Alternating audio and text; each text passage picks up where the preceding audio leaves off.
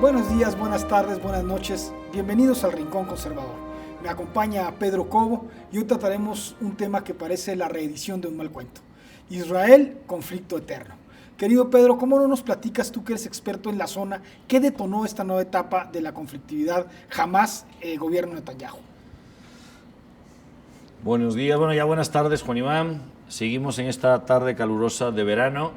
Estoy viendo las bugambilias preciosas. Qué pena que hay que la cámara, a ver si la cámara hace paneo.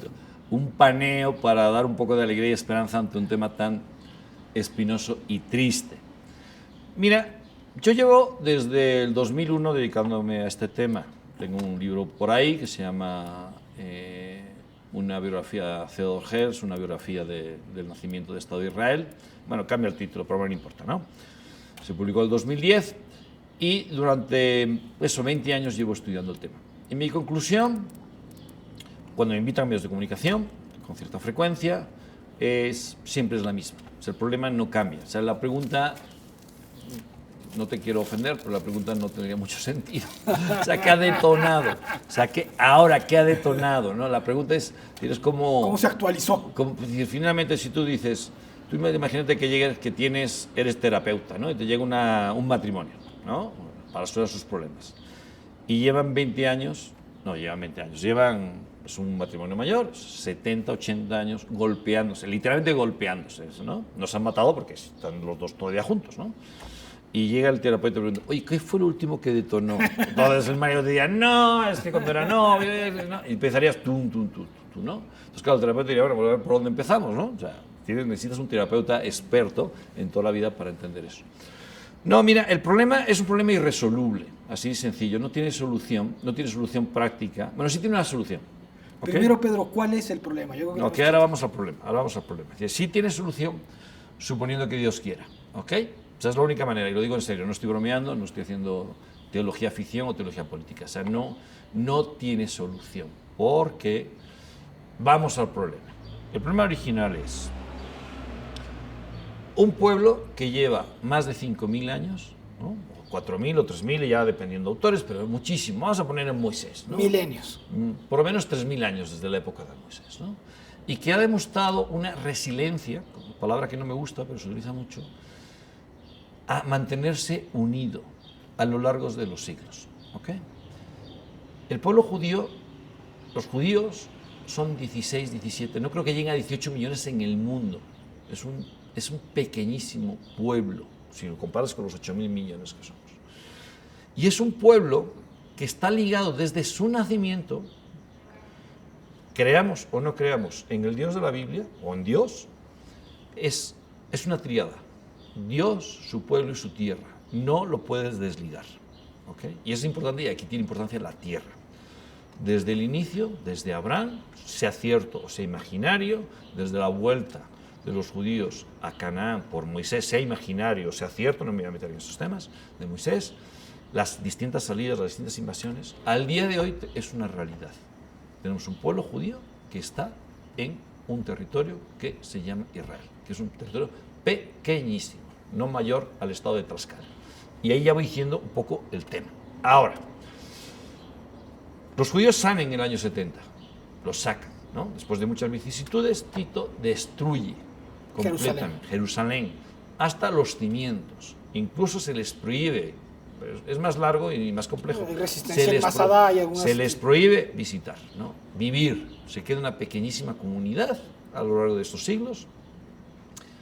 En el siglo VI, bueno, obviamente es ocupado por los romanos, posteriormente esos romanos se hacen cristianos, es un lugar santo para los cristianos, pertenece al Imperio Bizantino. Al Imperio Romano, al Imperio Bizantino, pero en el siglo VII, cuando nace el Islam, se ocupa, y empezamos por los musulmanes. Repito, en aquel momento había muy pocos judíos, pues eran cristianos. Entonces, ¿qué problema empezamos a tener? O sea, son 6 siglos de cristianismo, quizá un poco menos, 2 de Imperio Romano, pagano, así tercero o cuarto, ya no sé exactamente cuándo empiezan a convertirse, bueno, vamos, pues quizá a partir de Constantino, siglo IV, ¿no? O sea, Constantino es el primer emperador cristiano, ¿no?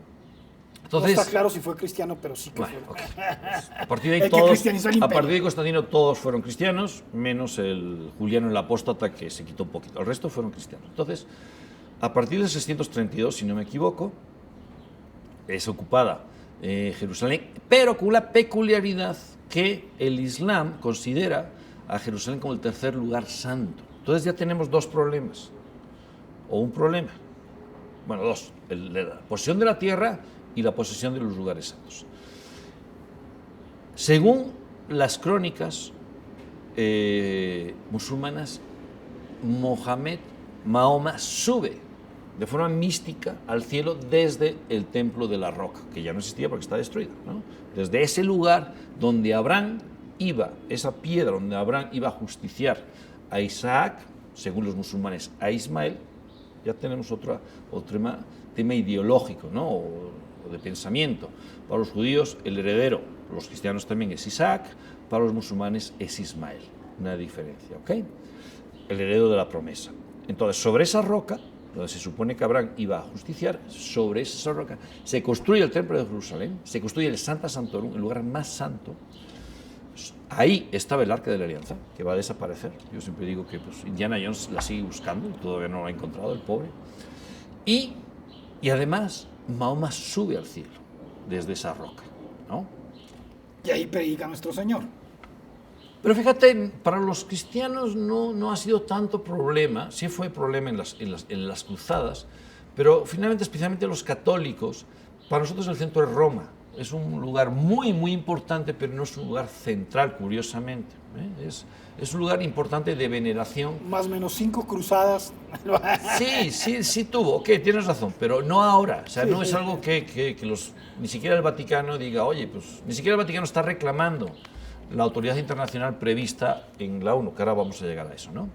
El gobierno internacional sobre Jerusalén, yo que sepa, el Vaticano ya no lo está pidiendo, no me suena que lo esté pidiendo, ¿no? Entonces, claro, tenemos dos problemas allá.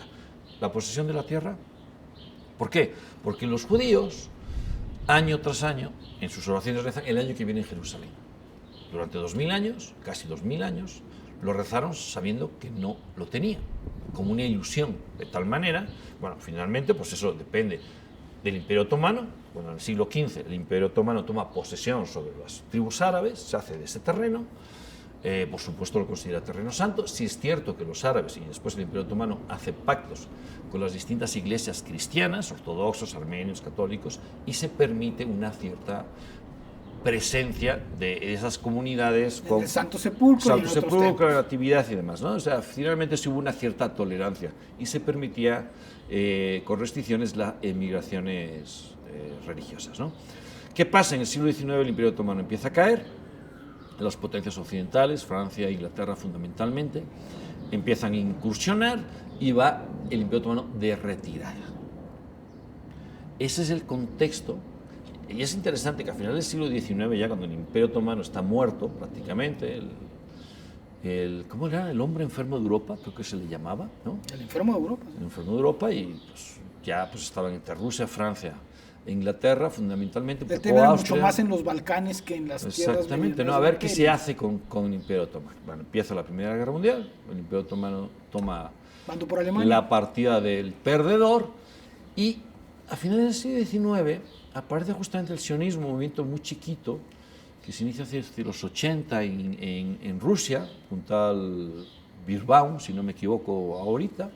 Tiene muy poca predicación, tiene muy poco predicamento, y en un contexto donde el judaísmo... Mientras tanto, el pueblo judío es un pueblo étnicamente similar, o esta teoría tan llevada y traída de los házaros, que es un pueblo centroasiático que se convierte al judaísmo. No soy especialista en ese tema, pero yo siempre he dicho que a mí me da igual. Yo creo que no, si le das importancia a que los judíos fueron conversos del siglo VI en la zona del Cáucaso, y se hicieron, es no entender lo que es el judaísmo. Porque esa parte entiende solo el judaísmo con una cuestión étnica, que en parte la es, sin lugar a dudas, ¿no? Porque la transmisión del judaísmo se produce a través de la sangre de la madre, del vientre de la madre. Pero el judaísmo también es una religión, y las dos cosas están emparentadas. De tal manera que actualmente judíos hay negros, pero negros, tú los ves allí en el ejército con sus metralletas y demás, hay sefaradíes, hay árabes, hay güeros, es decir, no es étnicamente puro, pero tampoco se puede quitar la cuestión étnica, vuelvo a repetir, porque la tradición se hace. Entonces, una mezcla de las dos. O sea, ¿qué más da? Que no procedan de los judíos originarios, la cuestión es que aceptaron el judaísmo. Y en ese judaísmo hay una necesidad de volver a la tierra. Ahora explicaré ese tema, porque es tan central el tema de la tierra en el judaísmo. Entonces, claro, cuando nace el sionismo, es un deseo de volver a la tierra por distintos motivos. Uno, porque los ortodoxos, los religiosos, siempre han quieren volver para cumplir los misbot, son 613 misbot, muchos de los cuales solo se pueden cumplir. ¿Qué son los misbot? Los mandamientos. Hay 300 y pico positivos y 300 en y el pico. Talmud. Bueno, eso es una elaboración que, si yo no me acuerdo, cuando salió, yo creo que se salió a la Edad Media, más o menos, ¿no? O sea, la enumeración de los 613, repito, no me acuerdo cuándo son positivos y negativos, pero muchísimos de ellos, y algunos muy importantes, solo se puede realizar. Por lo tanto, significa que la excelsitud de tu vida religiosa solo se puede hacer ahí. Es como si los católicos dijéramos, bueno, es que hay un mandamiento, o hay de los 10 que tenemos, que solo en Roma solo en Roma, solo en el Vaticano no lo puedes hacer. O la peregrinación a la Meca. Claro, entonces sería un premio para cualquier persona religiosa católica decir, oye, tengo que vivir allí porque una serie de actos los tengo que realizar allí, para mi conexión con la divinidad. Entonces, claro, en un momento que empieza a surgir un antisemitismo bastante interesante, entre comillas, porque nace un antisemitismo racial, cosa que durante la Edad Media no existe. La Edad Media es un antisemitismo, más bien un antijudaísmo religioso. El deicidio. El pecado de ser judío, entre comillas, desaparece cuando te conviertes. Sí hay sospecha del converso, pero ya eres uno igual que nosotros. Tienes ciertas limitaciones, por ejemplo, no puedes viajar a América Latina, a Hispanoamérica, perdón, quito esas palabras espantosas, América Latina, si no tienes 4 generaciones previas, pero también para los musulmanes. Es como decir, quiero asegurar... Solo los viejos cristianos pueden pasar al nuevo quiero asegurar, pero no es porque... Quiero asegurar que de verdad, porque si no, a lo mejor eres un criptojudío, entonces... Pero no existe esa discriminación por raza. Que sirvió de poco, porque ahí cruzaron varias familias, los Carvajal. Los famosos Carvajal, ¿no? Muy bien. Ahora, a finales del siglo XIX sí empieza a surgir un antisemitismo racial. Ya no importa que te conviertas, eres judío. El problema está en tu sangre, ¿no? Ahí empieza la eugenesia. Galton, ¿no? Lo estábamos hablando en otro programa. El concepto eugenésico a través de las teorías de Spencer. El Imperio Ruso, los protocolos de los sabios de Sion. De hecho, hay un previo a los protocolos de los sabios de Sion en Rusia hacia 1880, ¿no? Un poco para no perder el contexto, hay un antisemitismo, decías, de origen racial que es diferente al de origen estrictamente religioso y que surge a finales del siglo XIX. Sí, clarísimamente. O sea, y esto lleva al momento en que Inglaterra está dominando la zona del Imperio Otomano y se va a abrir la posibilidad de los asentamientos de estos judíos en Palestina. Sí, pero antes de eso, como aparece un antisemitismo racial que está relacionado con el nacimiento de los nacionalismos, el checo, el húngaro, el rumano, el búlgaro, el catalán, el vasco y demás, ¿no? Entonces, claro, los judíos están perdidos, porque dicen, bueno, a ver, aquí la cura del judaísmo ya no existe. La conversión no es suficiente. La conversión es suficiente, nos siguen odiando a pesar de eso, ¿no? Entonces, diciendo, ¿y ahora qué hacemos? Ya no, antes no nos podíamos salvar, entre comillas, ya no. Entonces, claro, ahí es cuando aparece... Pero es un asunto principalmente eslávico, son los rusos los que encabezan desde el imperio esta estigmatización racial del judío. Se da en toda Europa. La verdad que se da en toda Europa. En toda Europa. Sí, se da en toda Europa, porque incluso en Austria, que los grandes artistas... músicos, literatos, Stefan Zweig, médicos, Freud, o sea, es la cultura... Stefan Zweig lo dice muy bien en su fabuloso libro El mundo de ayer, dice, la cultura del imperio austriaco, lo que se admira en todo el mundo, es judía fundamentalmente, y es cierto, ¿no? Schnitzler, por ejemplo, ¿no? O sea, hay muchos. Entonces, claro, empieza a surgir estos movimientos que nacen en Rusia, pero finalmente un húngaro austriaco, se consideraba más bien alemán, Herzl, no le gustaba ser húngaro, entiende y dice, bueno, nuestro problema, entendió muy mal el problema, la verdad sea dicha, yo creo que no entendió, yo creo que Herzl nunca entendió el judaísmo, era un hombre laico, espinoziano con respecto a la dignidad, no practicaba, en el cumpleaños de sus hijos se celebraba la Navidad, por ejemplo, en su casa, ¿no? Etcétera. Entonces, él entendía el problema con una falta de identidad nacional. Entonces decía él, bueno, a ver, ¿por qué nos ven tan mal? Dice, bueno, porque hemos sido las... Eso lo dice él, lo escribe, ¿eh? Porque hemos sido las sanguijuelas de esta... Fíjate, es interesante, Herzl, o sea, sería interesante un artículo, Herzl, punto judío, y León Blois identifican el mismo problema. Hemos sido las sanguijuelas de los cristianos, porque nos orillaron, nos obligaron a ser esos usureros. Pero es toda una corriente de pensamiento que va a derivar en la posibilidad del nacimiento del Estado de Israel. Pues, entonces, denle nación a los judíos y lo volverán parte del sistema internacional. Y además, según Herzl, nos darán honorabilidad. Al tener un Estado, una tierra propia, nos harán, al trabajar la tierra con las manos, porque también otras acusaciones que se hacen es que solamente se dedican a ese tipo de negocios, de usura y demás, y del comercio, seremos considerados como un pueblo honorable, nos incorporaremos. Esa es su visión, ¿no? Y por Herzl le da igual, intentó ir a Madagascar, intentó irse... Un poco también impulsado por el nacionalsocialismo, el hecho de que Madagascar se diera a los pero eso fue posterior, ¿no? O sea, hubo varios intentos, pero Herzl le daba igual, la cuestión es el Estado. Para él la tierra no tenía tanta importancia, solo como cuestión simbólica. Para ahí entra un tema muy importante. Herzl inicia el movimiento en el 96 y muere en el 1904. Cuando en el Congreso de Londres... Ya como sionismo. Sí, ya se llama sionismo, aunque repito, la palabra sionismo no la inventa él, ¿no? Él la recoge, lo que pasa es que los anteriores eran movimientos muy chiquitos y la prestancia ni el dinero de Herzl. Herzl procedía de una familia no supermillonaria, pero sí. Era uno de los redactores estrella del periódico alemán más importante de aquella época, era corresponsal, viajó a París, el caso Dreyfus y demás. Entonces, Herzl le dio honorabilidad a ese movimiento de 4 gatos perdidos en Rusia, sin dinero, pobres e intelectuales perdidos, ¿no? Herzl tiene entrevistas con los grandes del mundo. Con el Kaiser tuvo entrevistas con el Papa, tuvo entrevistas, por supuesto, con los Rothschild, depende cómo pronuncies, con el barón de Hirsch, y con Balfour yo no sé si se llegó a reunir. Yo creo que sí.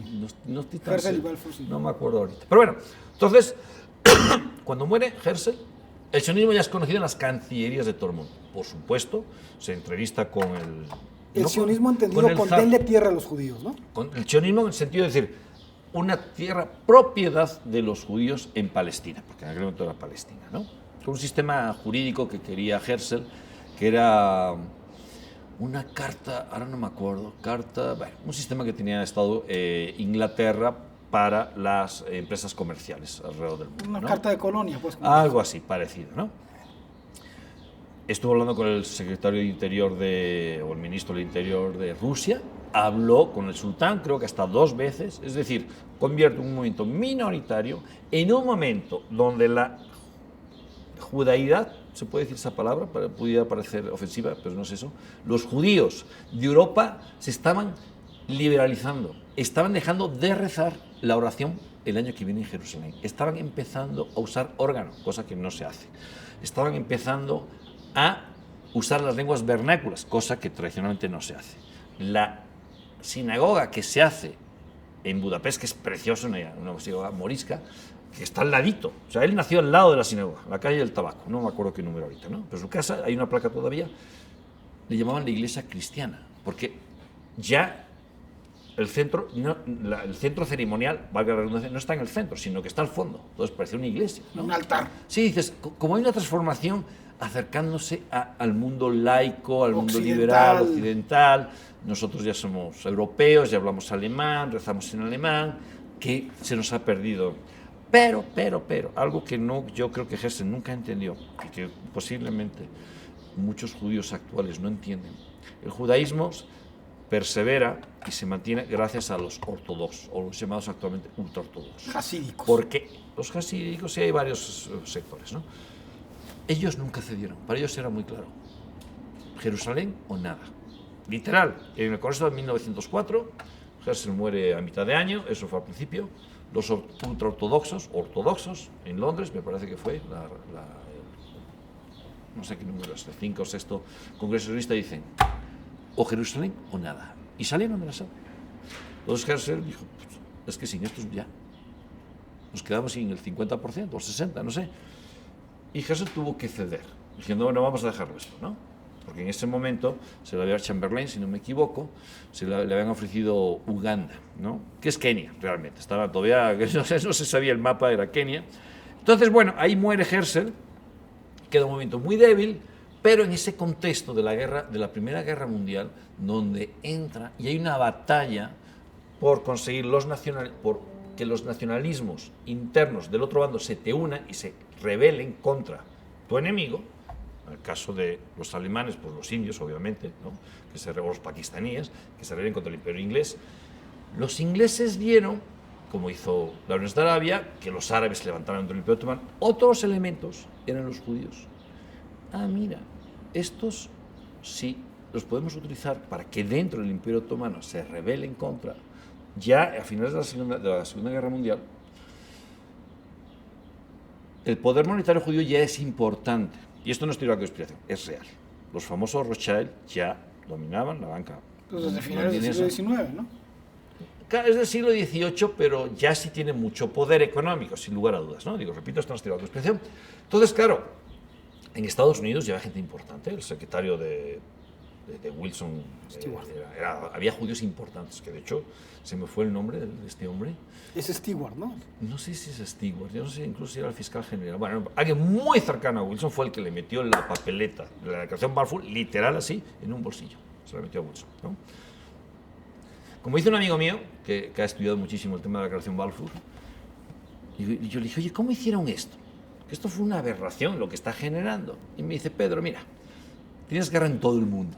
Y de pronto aparecen unos tipos que están metiéndose por aquí, por arriba, por abajo. En aquel momento el líder del movimiento sionista era Chaim Weizmann, ¿no? Un tipo que había inventado, creo, la acetona, o había mejorado la acetona, que fue muy importante para la Primera Guerra Mundial.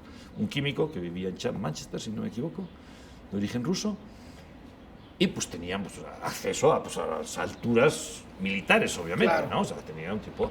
Y además ya se habían acercado a Rothschild. ¿Qué decía la declaración Balfour, Pedro? Vamos a eso. Entonces, lo que pretenden, Chaim Weizmann, después de un movimiento sionista muy debilitado, sin apenas fuerza, muere Herzl. Herzl, nunca los grandes banqueros nunca lo apoyaron. Decía, este tipo está loco. Porque más Herzl, como estaba, la verdad estaba poco loquito.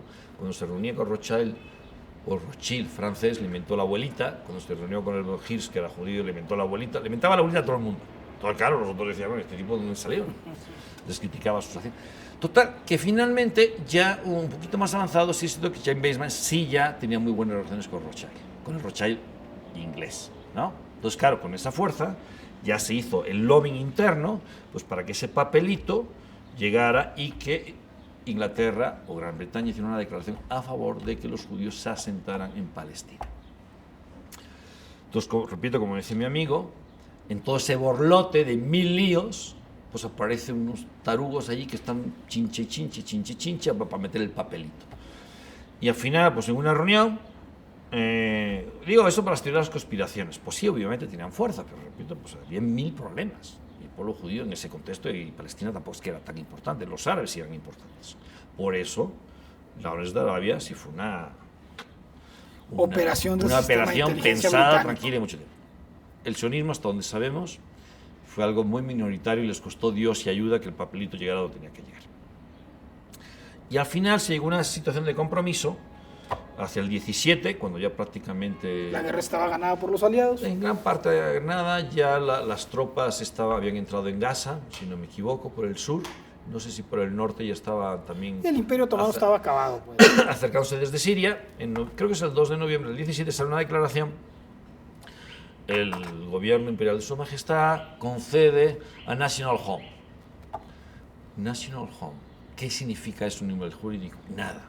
En ningún momento había existido ese concepto. Por lo tanto, no es una colonia, no es un protectorado, no sé qué otros conceptos hay. No es nada, que es el National Home. Es un reconocimiento. Un reconocimiento de jurídico, con un título jurídico que no existe, con lo cual, y entonces cuando le preguntan a Chaim Weizmann, ¿qué significa eso?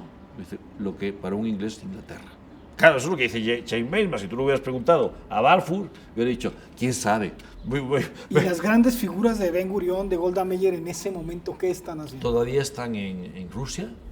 En el 17 ya, sí, yo creo que pues, ellos pertenecían al partido del BUM, el Partido Comunista Ruso, judío, como los judíos tienden a la compartimentación y a la comunidad. Entonces, claro, pues finalmente eso fue un golpe enorme mediático. ¿Fueron los judíos un factor decisivo en la Revolución Soviética? Ah, sí, por supuesto. Trotsky, sí, no, Lenin. pero bueno, eso es otro rollo. De hecho, Herzl, estamos hablando de Herzl anterior a la Revolución Soviética, ¿no? Dice, todos nuestros males proceden de que somos tan inquietos o nos metemos en los partidos revolucionarios comunistas, porque ya existía el comunismo, obviamente, en esa época, y queremos acabar con todo, o estamos entre los ricos de los ricos y explotamos a los pobres. Por todos lados las antípodas. Generamos problemas. Un poco es su visión esa. Estemos donde estemos, generamos problemas. Entonces, claro, nos odian. Entonces, ¿qué hacemos? Pues dennos a estos tipos que les dan tantos problemas, que los exploten y vamos a un sitio para que nosotros nos gobernemos. Grosso modo es de forma simple, pero sí lo dice, ¿eh? Bueno, el tema de Herzl quiso hasta convertir a todos los judíos al catolicismo para desaparecer. Eso la gente no lo sabe, y menos los judíos, y si lo saben no lo dice. Claro. Bueno, un tema muy peculiar. La cuestión es que ahí, a partir de ahí, empiezan a llegar judíos. Si tú ves, antes de la Primera Guerra Mundial, grosso modo, no tengo tan frescos los datos, pero había unos 600.000, entre comillas, palestinos. Los judíos te van a decir que no eran palestinos, que eran árabes, que no tenían identidad, posiblemente. Vamos a suponer que sí. Y unos eran ciudadanos otomanos de otomanos que pertenecían, eran tribus, pues que finalmente el Imperio Otomano estaba hecho de tribus. Más que concepto nacional, pues hay concepto tribal. Y eso es lo mismo que Irak fue un invento de los judíos, de los europeos, y Siria, etcétera, ¿no? La mayoría de esos países fueron hechos a medida. A la lógica colonial. Sí. Entonces, claro, si había 600.000, pues a lo mejor había 30, 40, 60.000 judíos, ¿eh? Entonces, claro, la Declaración Balfour abre una puerta chiquita o enorme, dependiendo de lo que quisieras entender por el National Home, hogar nacional judíos. O lo que pudieras alcanzar con ello. O lo que pudieras alcanzar con ello, ¿no? Entonces, claro, el Imperio Otomano muere, la Sociedad de Naciones nombra un mandato británico, sería un mandato francés, y a partir de ahí empiezan las presiones. La incipiente comunidad palestina, lo que se va a considerar después la identidad palestina, pues más o menos ahí empieza. Hay un mufí, el gran mufí de Jerusalén, que también tiene una función importante, pues porque es el que guarda los lugares santos de los musulmanes. Pues claro, está manejando un montón de tribus distintas, que además están seccionadas, porque Siria se va. Bueno, al principio sí, Jordania está incluido dentro del mandato, pero después a poquito se separa, ¿no? Finalmente, si no me equivoco, en los acuerdos de Sèvres, que es parte de Versalles, el Tratado de Versalles. Entonces, claro, tienes una comunidad dividida, muchos de los líderes de los... Una comunidad musulmana dividida. Musulmana dividida, pues en tribus, por una parte en tribus, por otra parte porque la han seccionado, entonces pues muchos eran tribus que eran incluso al principio nómadas. No hay chiismo en Jerusalén, solamente sunismo. Que yo sepa, no. No, es una zona típicamente sunita, no creo que hubiera chiismo. No, fíjate, y el gran mufti empieza a convertirse al antisemitismo desde los primeros tiempos. Sí, eso, de hecho, mi querido amigo Francisco Gil Guay lo dice mucho, ¿no? Que el gran mufti de Jerusalén, aunque eso lo vamos a ver en el siguiente capítulo, es el gran aliado de Hitler. Bueno, pero bueno, finalmente se queda con ese problema. Llega el ejército, porque es un mandato, el mandato finalmente los que manda es el ejército, y las autoridades ven que por una parte hay una presión muy grande de llegada de judíos cada vez mayor, y por otra parte una comunidad musulmana que ve eso con peligro. ¿Ok? Entonces, bueno, en el siguiente capítulo lo veremos. Muy a la Leon Uris, el éxodo final de Jerusalén y de Palestina en general va a generar el gran momento que pudo haber derivado en Israel o no. Y me parece que los reflectores y el énfasis que se ha dado a este momento de la historia, digamos, el asentamiento original de Israel, pone a Inglaterra como el gran villano. Ahorita nos platicarás si fue o no el Imperio Británico. Vamos, nos quedamos con el gran villano. Muy bien, aunque fue Juan Iván el que inició, voy a terminar yo. Muchas gracias por habernos escuchado. Tema complejísimo, seguramente he dicho cosas muy incorrectas o muy... ¿Por qué? Porque en una visión tan larga es imposible ser muy específico. pero seguiremos platicando de este tema la siguiente semana. Muchas gracias, síganos, denos likes, difúndanlo entre sus grupos. Suscríbanse. Suscríbanse y critíquenos. Muchas gracias, Juan Iván. Pedro.